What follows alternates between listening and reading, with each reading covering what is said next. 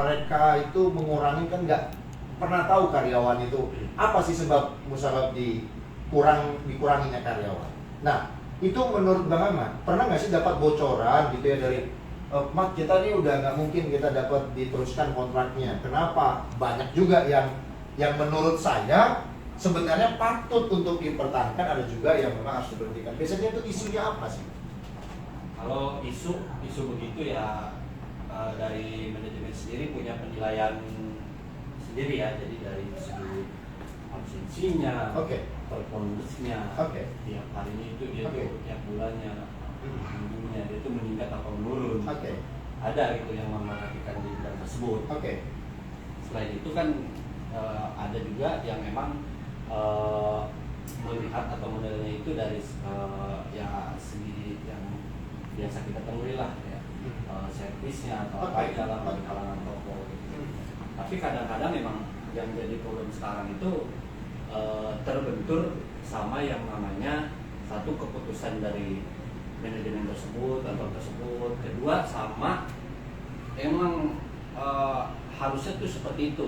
Ada faktor yang memang harus dikurangi itu karena emang ada perubahan di segi perusahaan tersebut, di manajemennya gitu. Ada terjadi perubahan, gesekan yang akibatnya jadi yang harus dikurangi. Ada yang emang dari manajemen juga meminimalisir orang yang emang benar-benar sekarang tuh performance-nya itu ya kalau yang lagi turun dong itu ya, diudahin lah. Jadi gini, berarti apakah gini? Kalau misalnya perusahaan itu mengambil satu keputusan, biasanya itu keputusan bersama. Biasanya leader-leader untuk satu outlet atau manajer area atau supervisor itu dilibatkan nggak sih sama HRD bahwasanya kita ada program pengurangan, atau memang yang sudah dilihat kontrak sudah habis karena performnya sudah tidak produktif atau tidak bisa meningkatkan value lagi kepada perusahaan, apakah itu yang dipilih atau memang karena seperti kayak pandemi kemarin semuanya diratakan karena memang tidak ada penjualan gitu?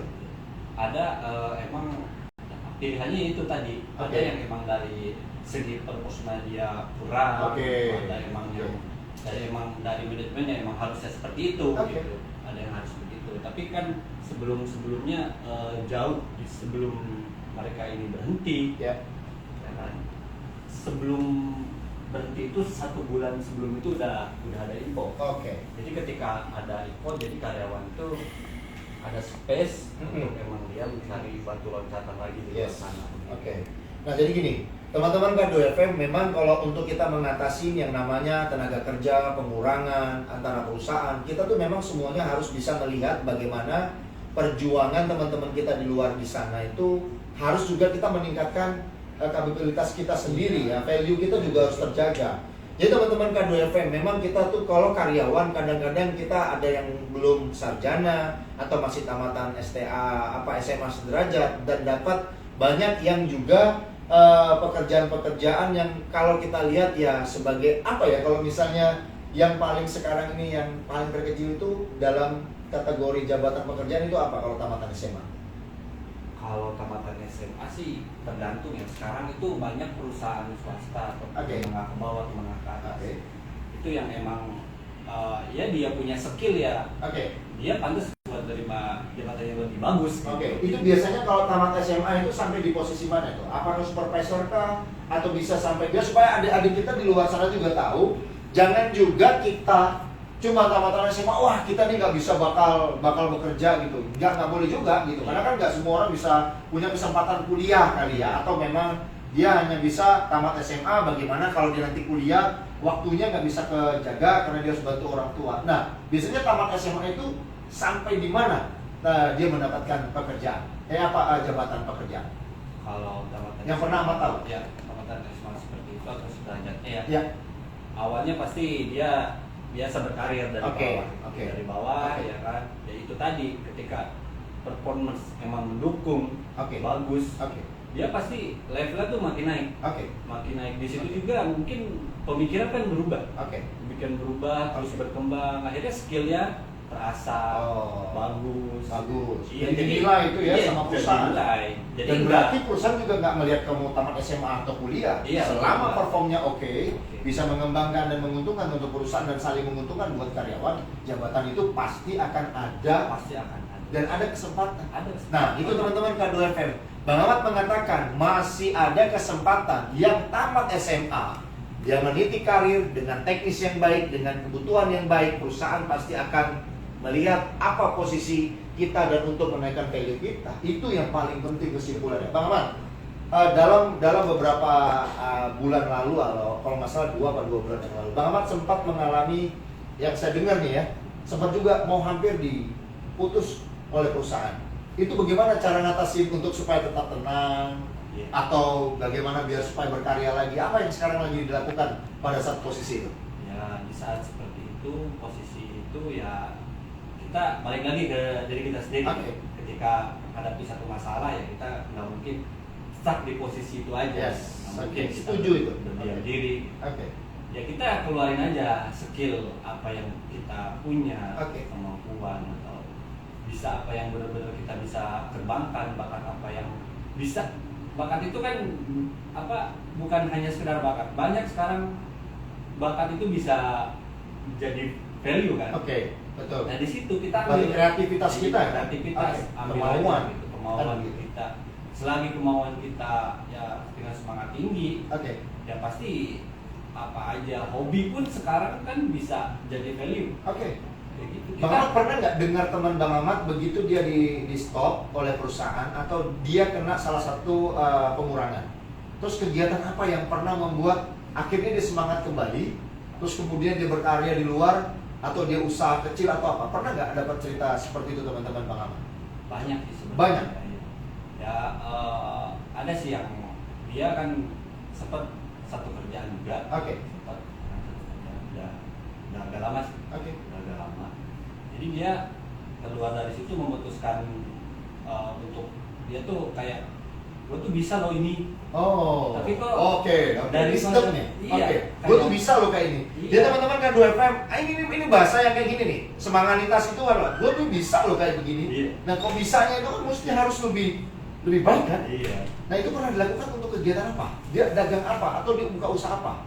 Dia tuh buka usaha sekarang sih yang saya tahu dia masih berjalan di bidang dekorasi ya. Wah, luar biasa.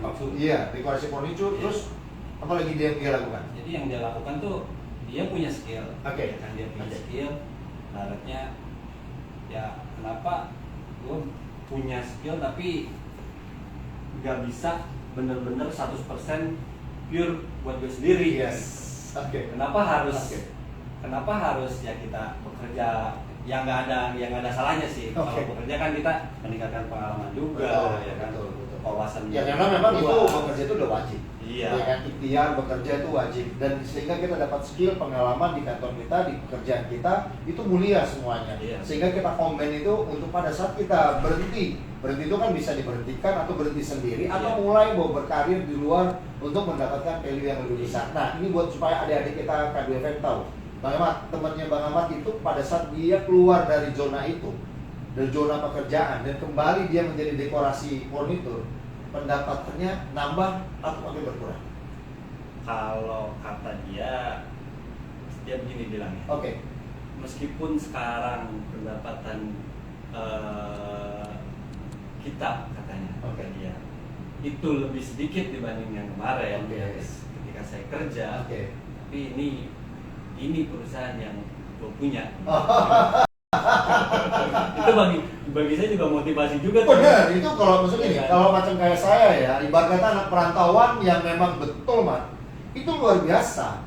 Jadi pendapatan yang dahulu dia itu besar, tetapi dia diatur. Kenapa diatur? Dia harus selalu mengencengkan ikat pinggang. Pertama penampilan, inner beauty, tantas public speaking dia, product knowledge-nya. Dia harus rajin, dia harus memberikan senyuman kepada banyak pelanggan. Walaupun itu dia dapat, dan sehingga dia dapat di suatu yang dia miliki di perusahaannya, tetapi dia tidak diatur. dia bisa mengatur perusahaannya dan Iya, dia iya, mulai sendiri. mengatur kapan dia mau buka, kapan dia mau tutup. Itu luar biasa. Dan itu jarang sekali orang bisa berani di zona nyaman. Iya, Wah, keluar. gaji koma sekian, oke, tiap bulan perusahaan bayar, kita nggak mau mikir mau untung mau enggak, Iya. oke lah, setidaknya kita perform kita sesuaikan dengan gaji yang kita dapat. Tapi begitu dia di zona dia mengatur sendiri, pasti ada juga kan sengsaranya juga. Iya. Pernah nggak sih dia mengatakan, "Mak, gua hari ini bulan ini nggak ada permintaan klien dari gua." Iya. Pernah nggak? Pernah. Banyak. Jadi itulah yang dia takuti sebenarnya. Makanya kayak Ahmad bilang, ya memang ini perusahaan gua. Dan tapi ya mohon maaf ya, plus minusnya tetap Ada. kan itu yang paling Ada. Nah, satu kata-kata dari Bang Ahmad contoh gini, kalau itu yang Bang Ahmad alami, usaha langkah apa yang akan Bang Ahmad lakukan apabila Bang Ahmad mengalami pengurangan tersebut untuk Bang Ahmad umpamanya? Bang Ahmad akan mempunyai perencanaan apa kira-kira ke depan? Contoh gini, perusahaan Ahmad, ya mohon maaf kita tidak bisa memperpanjang kontrak Anda, apa langkah yang harus Bang Ahmad lakukan? Langkah yang pertama ya kita kerja. Oke. Tapi kadang-kadang banyak orang kerja tapi sebenarnya dia tuh nggak mencintai pekerjaan itu. Banyak. Jadi Banyak, ya? yang paling benar tuh Oke. kalau saya Oke. saya tuh ditawarin kerjaan A B C D. Oke. Walaupun itu kerjaannya enak bla bla bla bla bla, tapi kalau bukan passionnya saya Oke. nggak bisa. Oke. Berarti bukan mau milih-milih gitu ya, Bukan bukan mau palu ganda ya, apa Bukan. aja bisa, kan enggak. Bukan. Memang tetap job desk-nya kita. Iya. Kalau memang bukan job desk kita kerjakan juga pasti akan berantakan. Iya, Nah betul. itu kan kalau misalnya gini, kalau misalnya sekarang ini kita dikasih kerjaan, kalau paling terpahit Bang Ahmad mengalami seperti kayak temannya Bang Ahmad, Iya. Bang Ahmad mau buka apa rencananya? Yes. Langkah yang paling mudah ini langkah terakhir nih, Iya. seorang anak muda berumah tangga, kalau dia misalnya perusahaan performnya kita nggak ada dan bukan memang passion kita di situ, nah passion baru yang kita akan ciptakan itu Bang Ahmad mau bikin apa?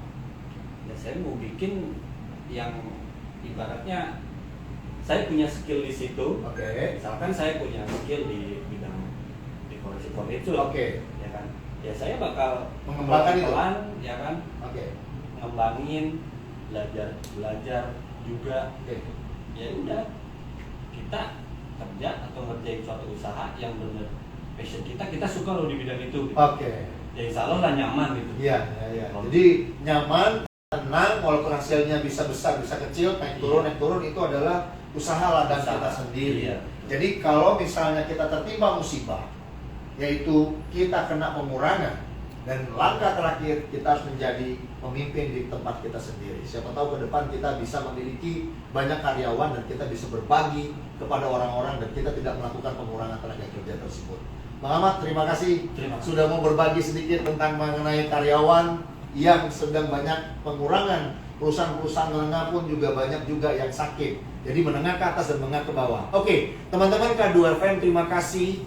Inilah cerita singkat saya dengan Bang Ahmad yang mana banyak kita harus benar-benar yakin bahwasannya ke depan itu perusahaan itu pasti banyak yang tumbuh, pasti banyak yang juga yang tidur. Dan kita bagaimana mengasah skill kita, menghafal produk knowledge yang kita miliki, dan satu lagi, jangan pernah mau ketinggalan untuk mengupdate informasi-informasi yang ada, dan kita tetap terus harus benar-benar semangat dan tetap terus berkarya.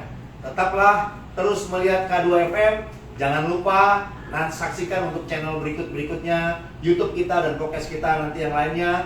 Jangan lupa like, share, komen, subscribe, dan bagikan channel ini biar K2FM tetap terus tayang kembali dan kita kembali berpodcast untuk memberikan edukasi. Tetaplah semangat dan teruslah berkarya. Salam bahagia.